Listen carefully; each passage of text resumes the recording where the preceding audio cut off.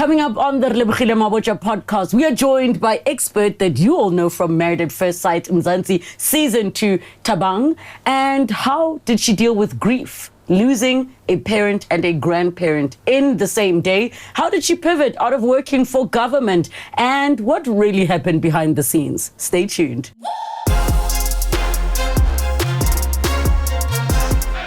Hey everybody, welcome to another fabulous episode of the Relebogile Mabotja podcast. We have interesting people where we chat about interesting things. Subscribe and hit the notification bell and comment down below who you'd like to see on this podcast. Now, for today's episode, everybody is talking a lot about this other little reality show. It's like really small, and it's so small. It barely made a dent in South Africa. Oh no, everybody's talking about it. So we're like, we have to have one of the experts in studio with us, but not just any expert. Thabang Mashigo is in the building. How are you? I'm fine, thanks. I'm fine. Thank you for coming through. Yeah, no, I mean, look, you got an award for Podcast of the Year, so why wouldn't I be here? Oh, no, wait, not yet. We're getting it, but from your lips to God's ears, the award was something else. I can't remember, but Basadi. Yes, Basadi was producer. Podcast of the Year's coming. It's coming, I tell you.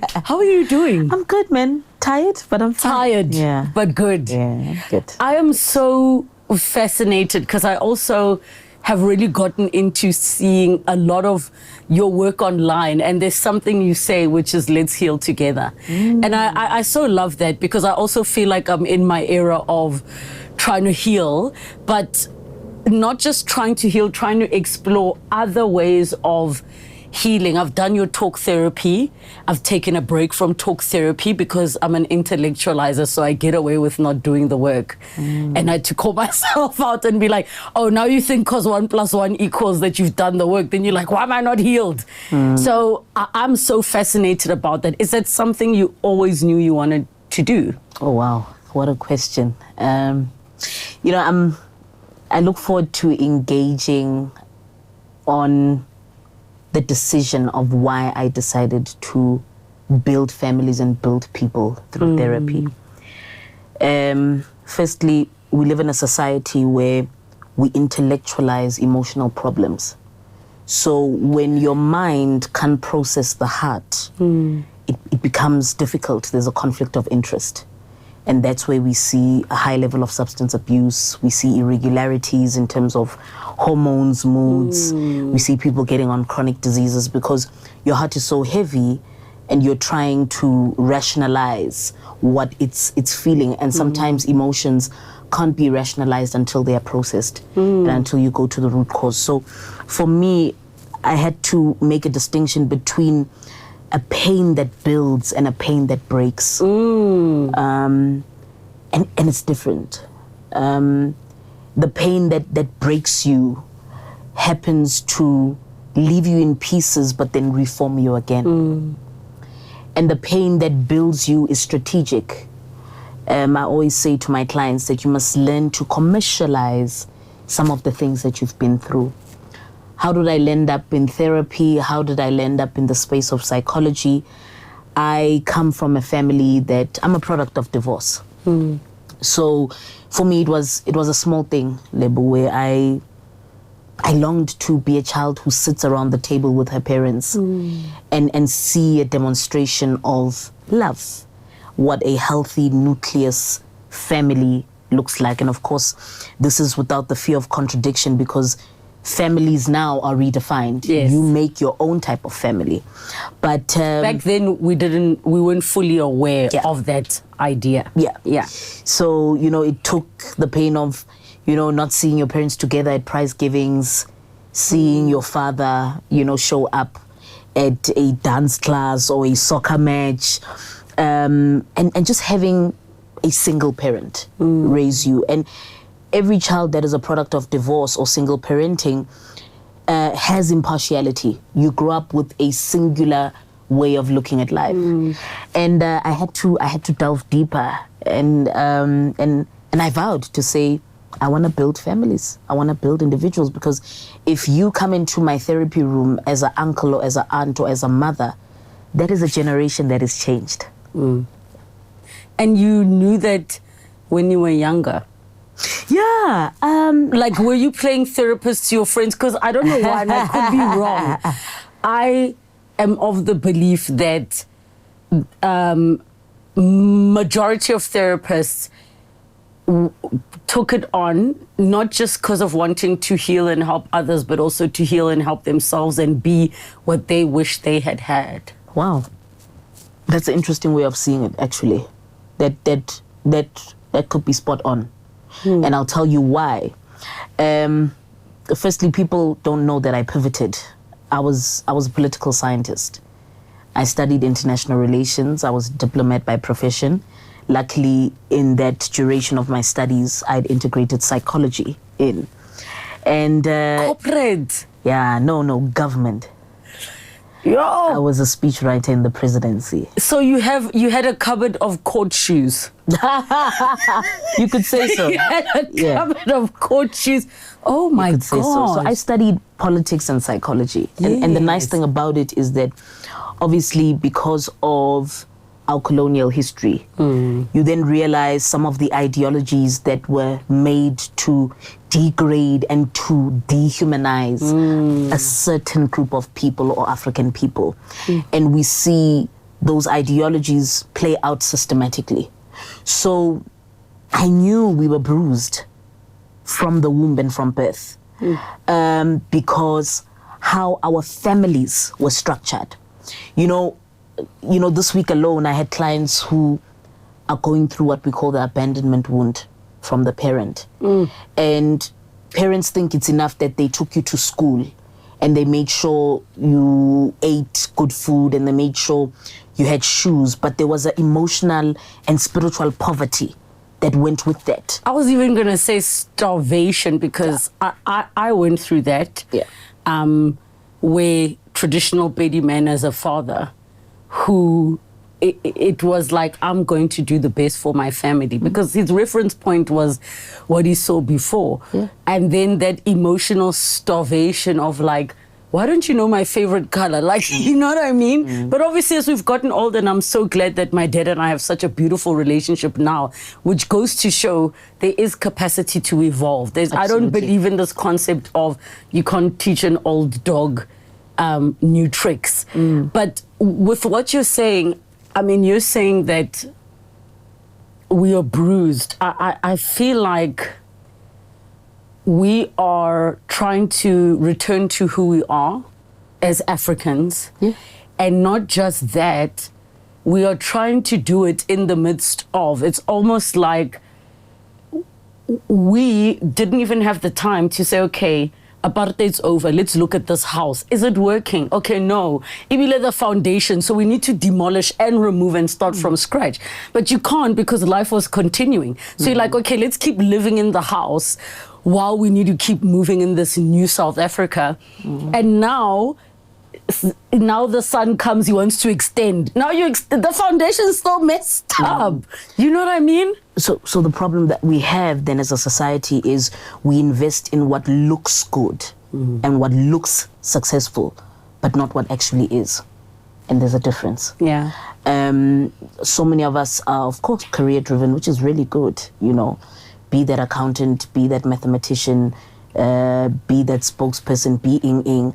But then there's something inside so strong that dies in you because maybe you're an accountant, but you actually want to be a musician. But because it's not celebrated or populated at home or it looks unfashionable, you're then ostracized. So true legacy in building our families, uprooting the foundation and restructuring it is healthy patterns. So sometimes we're not attached to people, we are attached to cycles.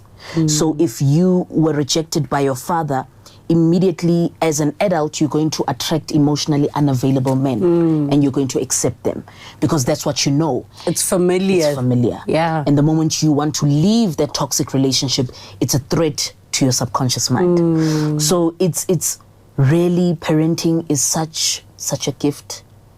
It's such a gift that we take for granted because the legacy, the true legacy is what you deposit in your children. And you know what I would say has been so difficult for me is realizing that you're parenting this blank canvas, which you're slowly adding the color, while you're trying to reparent yourself. Because now you know, we're exposed, we can see, okay, this is what healthy relationships can be. This is what healthy things can be. This is what a healthy relationship with self can look like. This is what maturity can look like. Now you're trying to unlearn, relearn, rebuild while you're doing the same. And you're mindful of the fact that this little person is not going to do what you tell them to do. They're going to mirror what you do. They're going to do what they see you do. Absolutely. And like even something as small as how I speak to myself. Like I would say out loud without even thinking, oh, I'm so stupid, I forgot this thing. And to me it was such a small thing. But then I was like... You end up being stupidified. But not even just that. Like when I see my son, that time I have to remember I can't speak to Relebogile like that. I can't speak to the 4-year-old Relebogile like that. Are you feeling like more and more of our people are becoming open to the concept of going to a stranger and talking to, because so many people are still resistant to that idea. So many people think the Bible's going to help it, the pastor's going to pray with me. So many people think, why should I involve somebody who doesn't know me in my problems? Are you seeing a slow change? And I wouldn't even say millennials, I would say the generation, millennials and the generation above us. Oh, absolutely. I think, to my surprise, just if I conduct an analysis and check the mean meaning just the midpoint of my clients, most of them are in their 50s going on to 60. But they are parents who are raising broken kids. They are parents who are repeating patterns and repeating cycles. So you realize that there's a problem until you see that your fruit is affected. And so yeah, there is a change, there is a revolution that's happening. But for me, I think just like any fraternity, it's a challenge because, for example, I subscribe to alternative therapy. I don't resonate with clinical psychology, and I'm very open about it. If you need a clinical psychologist, or I see that the case that comes into my practice is more, upstream, then I'll be gladly to refer you. But I'm not one to prescribe medication.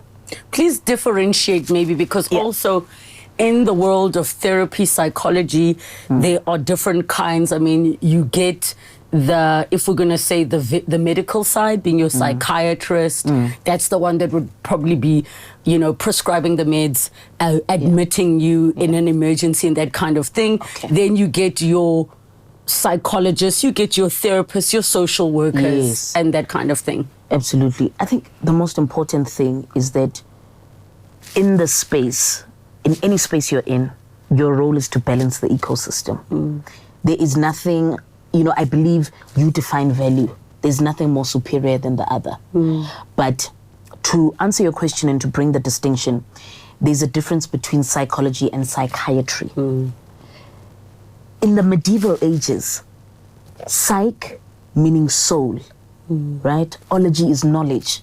So psychology, in pure definition, is knowledge of the soul, not of the mind. So there's a lot. That's why I said I studied politics and our history, because there's a lot that has been manipulated in the name of education.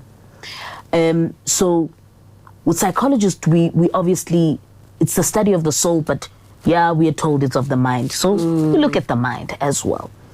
So when it becomes a psychiatric case, it's then the illness of the mind. So psychology focuses on mental health, and psychiatry is mental illness. I got you. When there's more of a dysfunction, when you feel that I actually cannot cope with daily stress, with traumas that become triggers, I can't triumph over that. And then with psychology, it's the sustenance of a healthy mind. How do we uproot patterns? I think we're a society label that's consumed about learning. Internet, social media, books, podcasts, and so forth, but we forget to unlearn. And that's what, for me, is the most rewarding thing about therapy, is to really help you unlearn what are the things that I need to stop doing for the sake of my progress. So when you look at therapy or people that call themselves therapists, they really have sort of moved away from the norm, if I can say that. Like, for example, with myself, I really don't believe in medication unless it's a issue of, we've got a hereditary issue of bipolar, clinical depression, and so forth. So this is why the space is very broad. You've got clinical psychologists, you've got industrial psychologists, you've got human behavioral psychologists who then banks would hire and say, we want you to study consumer behavior. What would make it easier for them to come bank with us, or for us to increase membership acquisition? And then you find industrial is obviously companies, space, and so forth. HR, or now HC. Exactly. Yes. And then you find families, you know, our space, building families, individuals as well, where we link trauma in the space. Now we're delving deep about what happened to you, how has that affected or impacted your life, and what are the bottlenecks that need to be removed. But the alternative side of therapy, I think it's a beautiful space, a rewarding space. You know, I'm doing research on the power of aromatherapy. How just even my sexologist, you know, we did a study where she said, Thabang, everything that you do must stimulate the senses, because I've got a lot of clients who are rape victims. So we need to help them sort of build a healthy relationship with sex. And this is why we're working closely with the study. And, she said, and I want to add to that, because if for somebody who may not know, the sense of smell is so sensitive and attached to memory. So rape victims, for example, will remember exactly what the perpetrator smelled like. Exactly. So even that, and I'm so glad you mentioned, I'm literally in my era. Like, I use lemongrass in the mornings if I'm underslept. Put it in my diffuser. Just to, okay, we're reawakening with this. That is so fascinating for me. Makes a huge difference. So you find aromatherapists who are then accredited. They're not psychologists, but they understand the power of healing through smell and through scent. So the sexologist would then say, everything that is in your house or in your space must stimulate your senses. What you see, what you hear, what you smell, what you touch. This is why don't reserve your Egyptian cotton for your visitors. Put it in your bed. Immediately when you slip in, your body and your mind automatically gravitate to that. Oh, you're being cuddled, you're being cushioned. There's regression therapy where, you know, they apply some kind of hypnosis so that you go back to the 12-year-old or the 6-year-old or the 9-year-old that was raped or that was wounded and perpetrated, and you speak to her. And we retrace that until you come back. And then there's hypnotic therapy, there's cognitive behavioral therapy, which then focuses on what are the patterns of behavior that you currently have that are stored in your mind. I mean, even now I've learned, because I've been using the past 1-2 years, exploring alternative forms of therapy, from your ketamine infused with therapy into even cryotherapy. It, like, every single one of them, I'm all for them, especially the ancient ones, where you even have individuals that will touch certain receptors on your body and nerves. You don't know why you're crying, but you're releasing. What do they call emotional release therapy? And so I'm very fascinated with that stuff. I absolutely love that stuff. It's an amazing world. It's a big world. I mean, if we go back to even the touch, even going for a massage is very, very powerful. The type of oils that they use, and I've seen they've evolved, that they'll say, do you want to feel happy, calm, or stress-free after your session? And there's different oils that they use to massage you for that. I don't want to name the spa because I don't want them to get free business and free publicity. So, but I'm a Thai massager. You know, I need pain, eh? Like, if I come out there and you didn't hurt me a little bit, I feel like you didn't do anything. Not because I'm like have some tantric thing going of pain being pleasurable, but because I have knots. I don't want that soft. It must be like, Otsene, madam, also Otsene. And it must release. Yes, because afterwards, after 2 days is when you feel like, oh, that knot is gone. Yeah. I can finally, Let's look at what's in your kitchen. People don't understand the power of cinnamon. Just cinnamon. Cinnamon can be used to regulate diabetes. So what it does, it balances the insulin. But it's also a ingredient to draw luck. Your egg in your kitchen. Egg is linked to fertility. This is why in Easter they say Easter egg. It's the queen of fertility.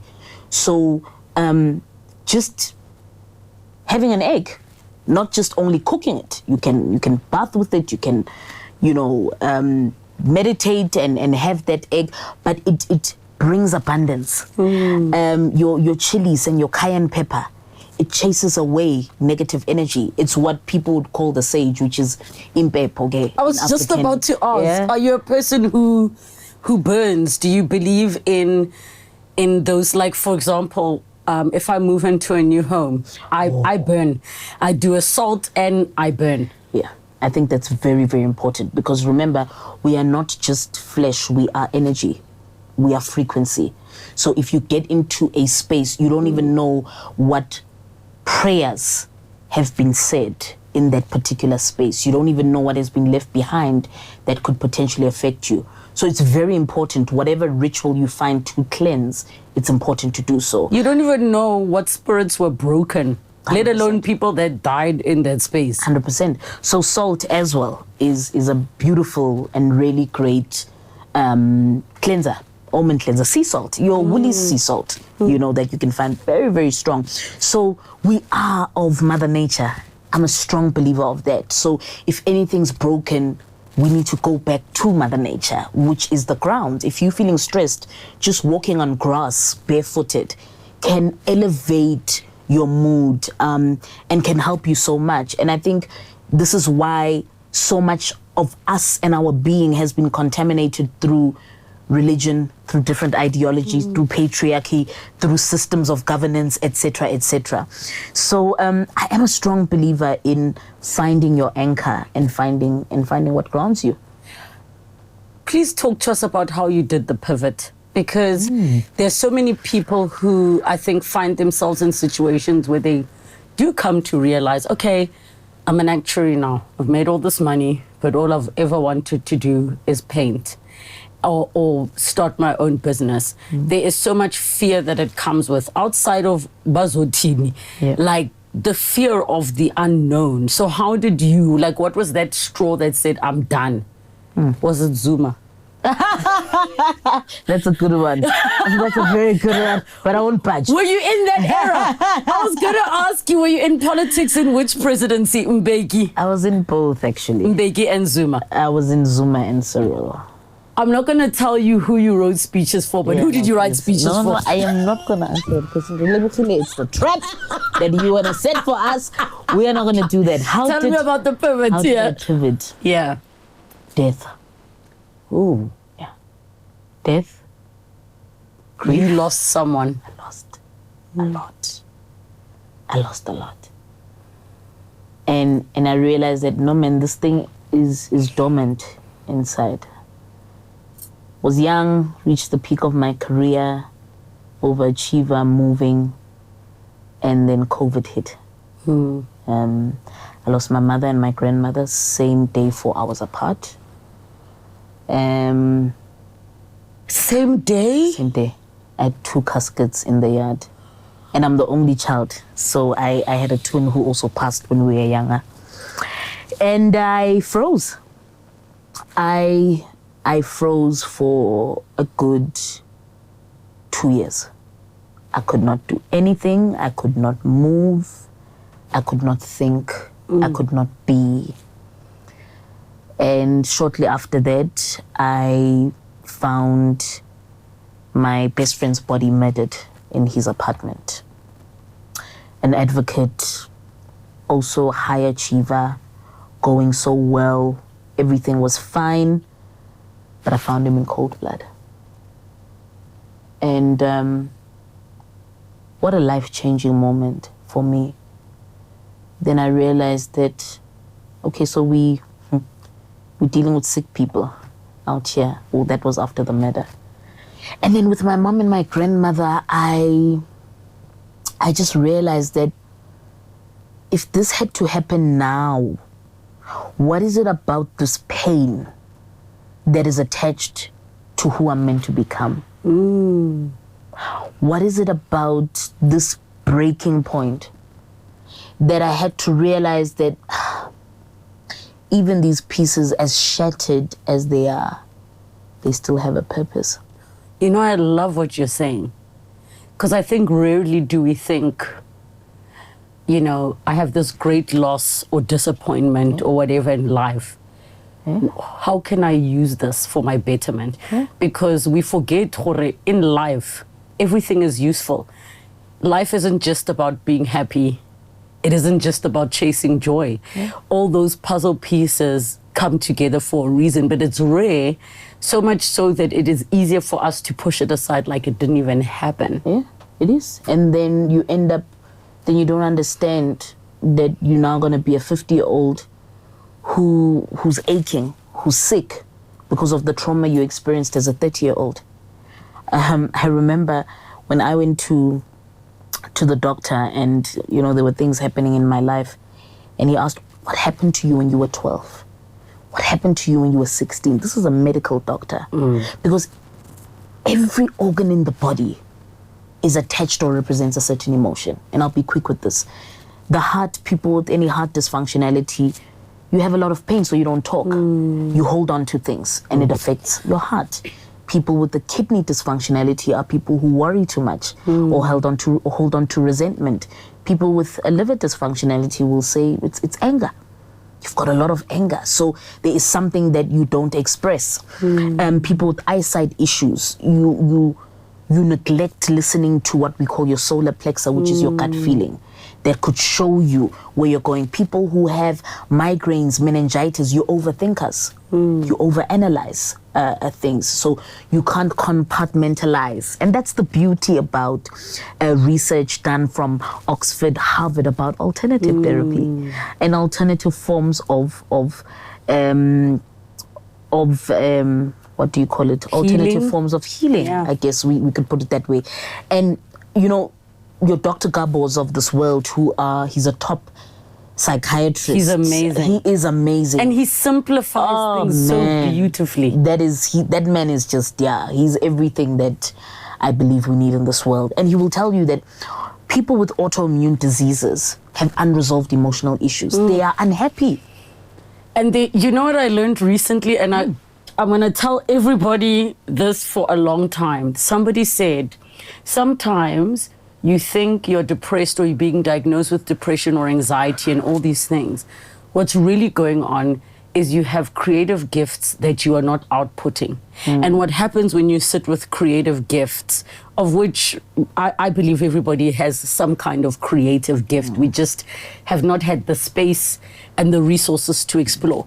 But when they sit in you unexpressed, that's when you start to get sick. So now you think you're anxious, but all you needed to do was sit with paints. Doesn't mean make it your profession. But we didn't have the luxury as black people of having the hobby. Like we are now the generation that's like, okay, let's have a hobby. Something that has nothing to do with chasing the bag and paying the bills. Something that's for my own fulfillment. And when I really thought about it, I was like, that makes total sense.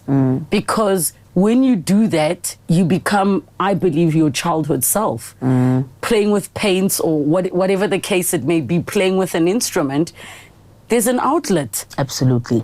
And I mean, if you just even on that note around depression, you know, there are other schools of thoughts who then define it as, you know, when you're depressed, you're tired of being strong, or you've been strong for too long. And this is where you're now worn out. And this is why I believe that when you are in that space or in that phase in your life, it really is an opportunity to redirect. Like I spoke about my grief. I sat down and I said, I'm not the only one.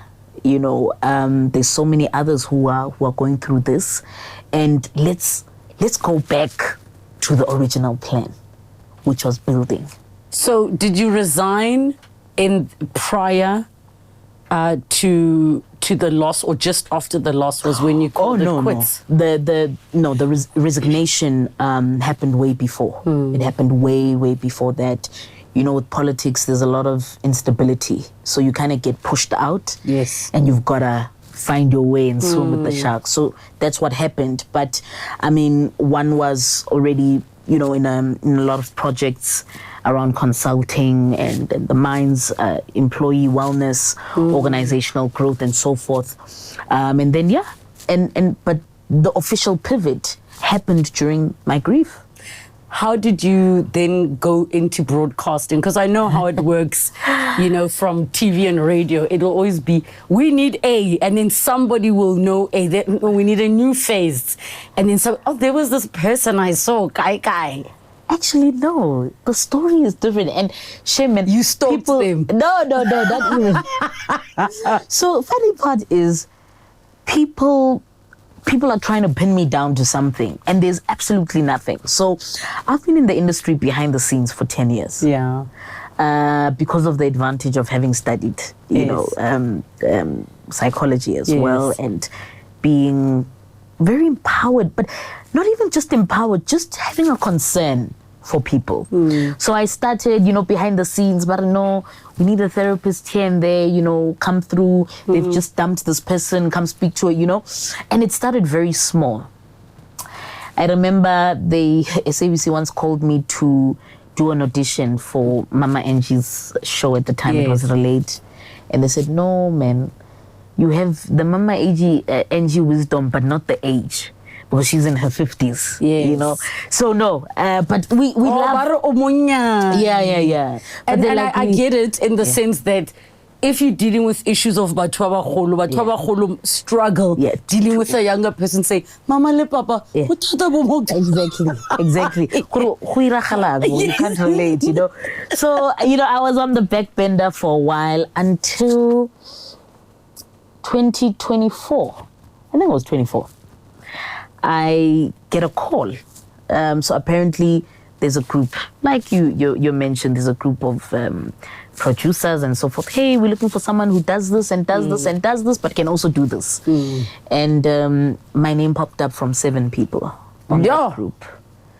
And got the call, and I was asked to come through, do a screen test. And I said, I am not turning back. And I told them, I said, 10 years later, this is it, let's roll. Did the screen test, cut a long story short, I was given a contract, but someone took a bet on me. Yeah. Someone believed in me because they saw the power of my work. And I didn't know that he was once my client, you know. Now he's in the space of producing. And there we have a Stokleni, where we're dealing with hoarders. And now we have to find out what happened to this person for them to become a hoarder. What are you really holding on to? Exactly. And people can call me vain. People can say I'm egocentric. But there's no one like me. There's no one that can unwrap a trauma like the work that I've done. And it had to take more than my profession. It had to take being in touch with the soul of an African to understand how is it or what is needed for them to get out of this.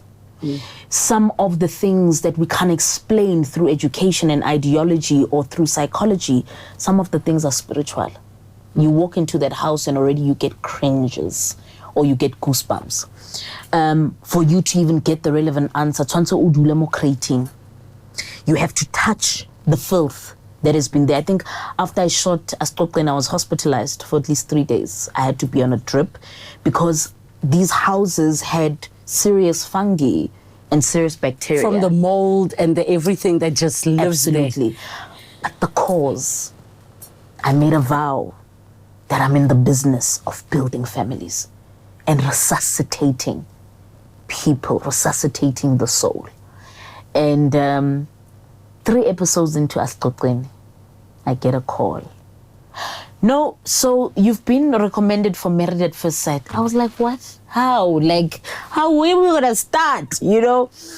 And yeah, magic. People will hate and say whatever, but I gave my all I want to on that season. Yeah, I want to ask you questions about it, but with the context and understanding that, number one, you are a group, right? Yeah. Number two, there are things that happen in between yourselves and production and channel, and also there are certain things that are not your final say.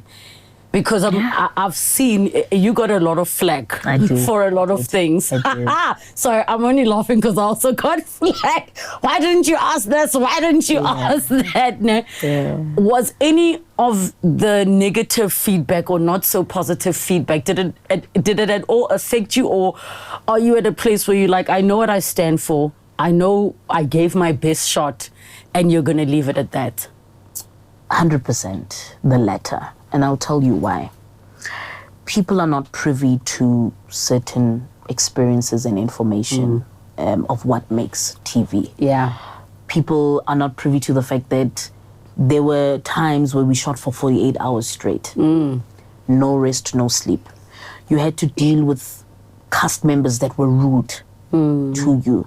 You had to deal with cast members that felt they are coming from a point of privilege. I think it was the couples retreat where I told all of them, I said, you're not doing anyone a favor by being here. You are here because you are someone's ex, not because you have an ex. Whoa! You are someone's ex, not because you have an... They applied. They said they're looking for love. So you found, and this is the problem with not taking accountability about some of your mistakes or contributions you made to make a marriage or relationship fail.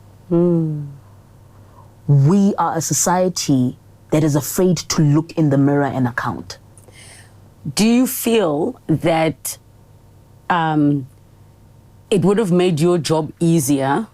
I know it's not necessarily practical because I also am a producer and understand television. But if you had had solid one-on-one time with these individuals, solid one-on-one time. We actually did. You know, Married at First Sight is a very big production. Yeah. It's a beast of production, It's huge. And you know what, big up to Connect TV. They made it work with so many challenges and different limitations. You know, and let me be clear and say this disclaimer, because I think it's a clarity that society needs to understand that, you know, when you post a comment based on your limited understanding, you don't know how much of an impact that is making on somebody. And I'm going to say this without fear of scrutiny. We had one-on-ones with the cast members, some of whom saw other experts and so forth. But I want to speak for me. You have Emma Koto, who's tormented, who's broken, who's lost a mother, who comes from a family that, you know, it was very difficult after her mother's loss, who struggles to communicate with her dad, you know. So we realized that some of the things that they were doing or the behavior that was acted out is linked to some of the things they've been through. And I wish we had space to air that, because that is very important. The backstory and the context. Yeah. Yes. Contextual understanding is critical to the content. So people are speaking about the content without the context. And that's unfortunate. That's why, to be honest, I'm not touched about the comments, because I know what happened. You look at a Palisa as well, who has been married before, an emotionally abusive marriage, and was triggered, and then showed up as a person who refused to repeat a cycle. Then you have a Tsepo, who witnessed his mom go through challenges in his marriage with the father, and then became comfortable with eating. Eating was a source of comfort for him. Eating was his way to sort of avoid and cope. And cope, you know? And a lot of people are going through that. But we we choose to take lemon creams and we make it an issue instead of looking at the deeper underlying issues where he doesn't talk to his dad. He doesn't, because his dad could not show up for him to be the man that he wanted to be. Then you have a Bongani who also went through difficulties growing up. He mentions being rejected by his father, you know, being raised by very powerful and strong women in the family. So he's by nature sensitive to rejection from the maternal, from a woman. You understand? It evokes that. And unfortunately, it wasn't just the rejection he went through, but it's the humiliation. Because here he is as a present father, raising a girl child. And then you find Nkululeko, guys, who church was his saving grace. Church is his food, his coping mechanism. Because he actually used to sell his body to get a plate of food. He sold his body to survive. Because his mom got married the first time, divorced, he got a stepfather. Do you understand that instability as a boy child, as a young man? You know, that's what happened. And then you find a Nelisa who also, you know, was broken in her childhood by the rejection of a father. So will fight to keep the love of a man. And so it's important. We have that information. It was important for me to remind her that don't go into that. Don't go into a trauma response. Remember, you are married and you are chosen because you're the prize. Show up as a child of love. Don't show up with your wounds, because what happens is that we tend to own our wounds in our adulthood, which then informs the type of relationships we get into. Themba struggled with transparency and dishonesty because he was a man to someone. He was her saving grace. You know, he provided for her, provided for the kids. So it was tough for him to leave what he knew as a family setup that he created for her. So it was difficult. He couldn't make that decision. And so we had these talks, and I asked them that, are you looking for chemistry or consistency? Are you looking for romance or reliability? Are you looking for sparkles or someone who's going to show up for you? Because that's where the real marriage comes in and what is required to build a marriage. I want to, I was counting in my head the names so that we are adding everybody. I think Portia is the one you didn't speak of. Portia couldn't open up emotionally to Bongani because Bongani looks and is a replica of her biological father who rejected her and who hurt her mother. Trauma response. It was difficult for her because here he is and it was just a source of familiarity. I know this. And immediately she went back to the child. She remembered the wound of the inner child. And I think what we also need to remember is, even if you and the other experts are behind the scenes as a team, supporting individuals, supporting the relationships, the marriages, this is deep work that requires extensive time. And this all gets squashed into a few weeks. Are you surprised at how things ended, which was a reunion? Or is it for you sort of textbook of what you knew and understood of all of them? I am surprised because irrespective of our traumas and what we go through in life, we still have agency and we have an obligation to self-determination. So for me, no matter how much someone has triggered you, how you choose to show up is your doing. So you have a choice to show up the way you do. You have a choice to respond the way you do. So I wasn't surprised at the turn of events at the recommitment. I was surprised at the turn of events of how they chose to communicate their stepping away or chose to communicate their divorce. Because remember, divorce, like I said at the reunion, it's a separation of vision. So if your truth no longer stands with me, it's fine. It doesn't stand with me. Let me walk away. But then when sabotage starts to creep in, when humiliation degradation of human integrity, when we lose respect, which is a basic human value. Basic. You don't buy respect at Woolworths, it's not there. You don't buy how you address people. Because remember, this is on screen. This is going to be on the internet.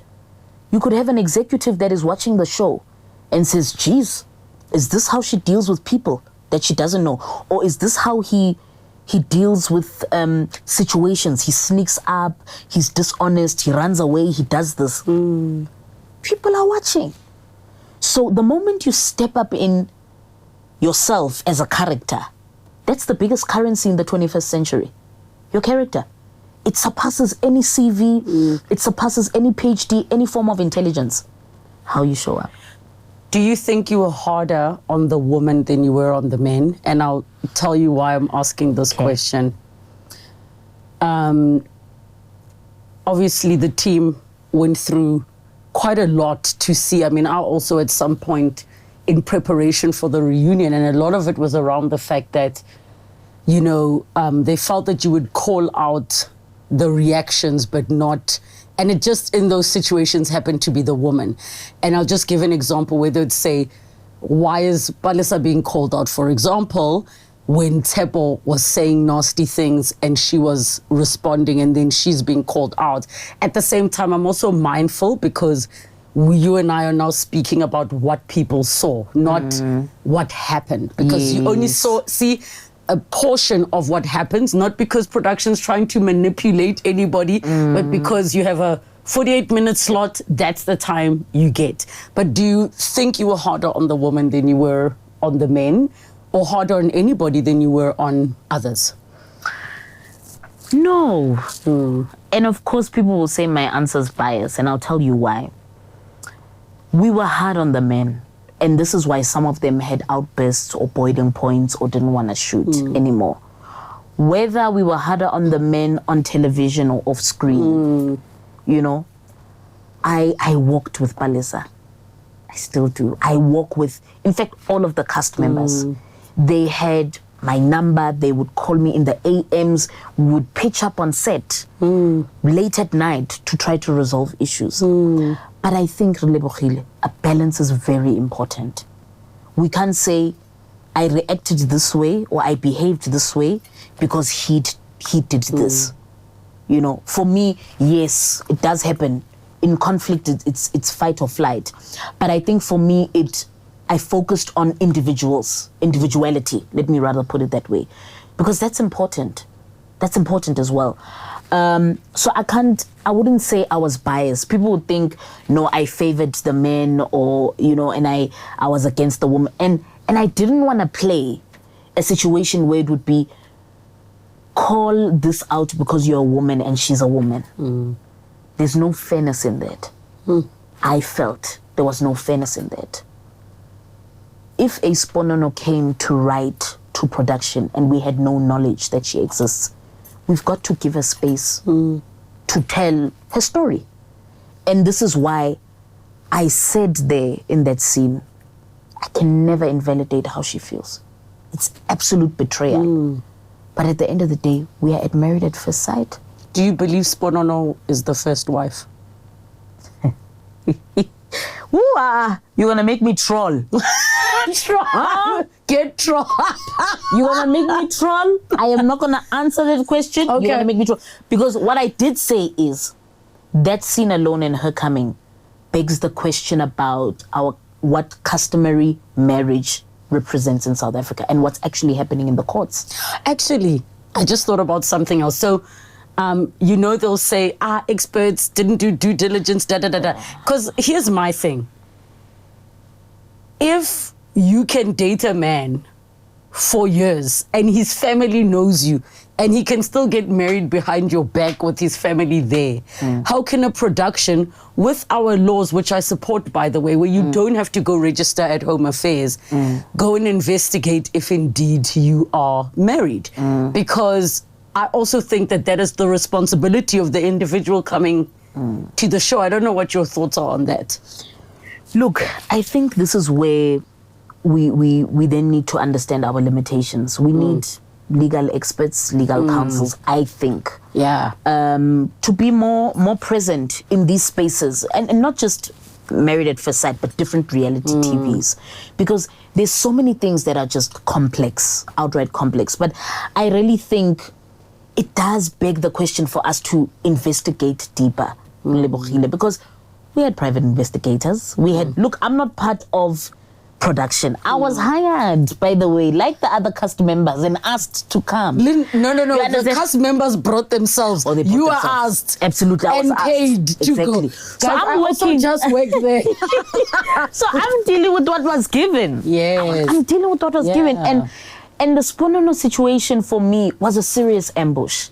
It was such an ambush we didn't understand. But I think, like I said, whether it's fictional or factual, I'm still sticking to it. I think she was so necessary because so many women are going through that, where now your spouse passes away, Kuvunduga, the wife, from 30 years ago, because there was no finalization of the marriage, where they even married. So I don't know if, personally, I can't say she's the first wife or not. No, because you don't, and like you say, it delves into details. We know that in our court systems, people have to go to prove, okay, were certain conditions met for this to be recognized as a customary marriage. So, absolutely. So we don't know if those processes were followed. But remember, I was on Married at First Sight, and I was dealing with 2 cast members, Nelisa and Temba, who said I do to each other. The other thing also, people felt that you were harsh on Nelisa in the reunion where she was trying to clarify about the living together situation, saying, but they're not living together. And do you think you were harsh? And if anything, let me make it blanket. Is there anything you would have done differently in this whole experience? I think, it's unfortunate that the footage was cut because we eventually, with your mediation, clarified it. There was no war. There is no Thabang versus Nelisa. People do say that my approach can be a bit honest and blunt. And that's exactly what it is. Because I have, based on the context I'm in, your best interest, at heart. So for you to then come and say it's a point of clarity, you've just met this person here on the show. You don't know whether they were staying or not and so forth. So it felt like an ambush that we did a terrible job, and I just felt, let's talk about it directly, because I'm the one that said they stay together, so no, I wouldn't have changed anything. Maybe what I would have asked is for them to see the end, to put the end of that particular scene on how it actually happened, but I didn't like the hearsay because it felt like we now belong to the public, where we are somehow ambushing her or saying we're part of, the Sponono, right? And there's absolutely nothing like that. For me, it was coming from a place of, we have your best interest at heart. So if you're saying people, what are you talking about? If there is something that you want to say, I think the experts got it wrong, that, So each to his own. I'm not coming from a place of pride or being egotistical, but what I can say is that, we spoiled the cast members. We were too available to a point whereby I think maybe the lines were blurred in terms of boundaries. So I think for me, at that point, I just felt the line may have been a bit crossed off screen and on screen, but we were fine. We are fine. We actually clarified it. No, Thabang, this is what I was meaning, and that was that, So yeah, I had someone try to do a funny thing at the store the other day, and I'm not everyone's funny thing? No, very sly, very mean, very in person. Yes, in person. I've gotten some threats in my inbox as well. So yeah, people have now personalized reality TV, and they don't focus on their own lives. But you know what? I'm not everyone's cup of tea, and that's okay. Some like rooibos, others enjoy green tea, and I'm fine with it. So if my approach of being real is not for you, then it's fine. And I think with the ladies, it's also a reflection. That question you asked is, was I hard on the ladies? We, as women, we always cry that we are emotionally abused, always abused, and. But there are men who are abused too, guys. You know, and this is why I'm saying my approach is really about individuality, not just the fact that you're a woman, I must feel sorry for you. Yeah. You're a man, you must be condoned or you must be allowed to do things. It was never like that. Everybody was called out, and I believe people suffered a bit more consequences than others because of the choices that they made. But at the end of the day, it is a social experiment. I think as the experts, we try to guide in the best of our knowledge, but at the end of the day, it's the individual that makes a decision. So there's no his and hers. People say I should be married to Tsepo or I want Temba. Guys, they're insulting my partner, you know. Wait, I have to ask you something. These 8 cast members, knowing what you know now, if they said, please repay them in a way that you think would work, who would you repay? I'm not answering that You question. have to. I am not answering that question. I am not answering that question, no. I am not gonna do that.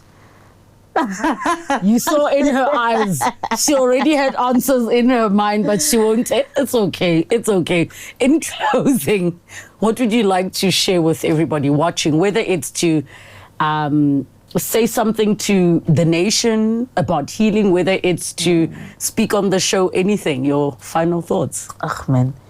Thank you so much.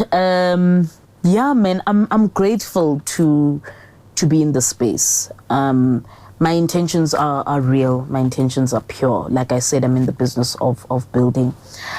Life happens, and it always will. But healing is a choice, and I believe that our paths are different for a reason. But in every path, or in every stage of your life, you will always be enlightened somehow. And so I think we need to give ourselves credit. We need to celebrate what we've survived.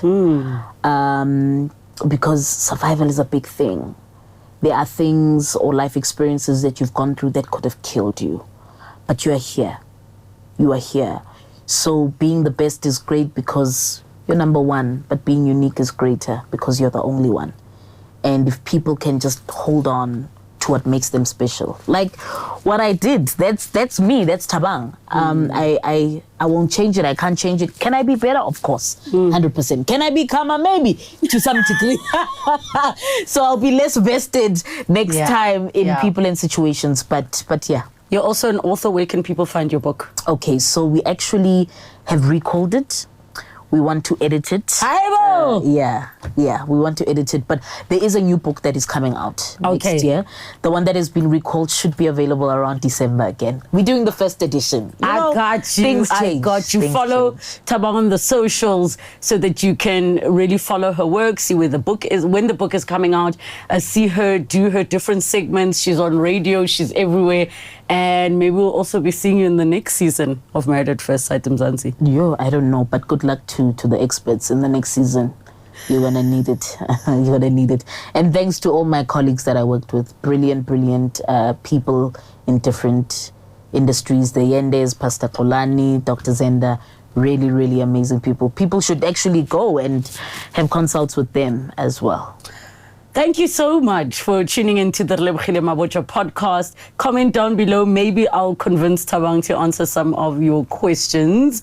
And also let us know who you want to see on the show. Subscribe, hit the notification bell as well. And we'll see you next time. Bye.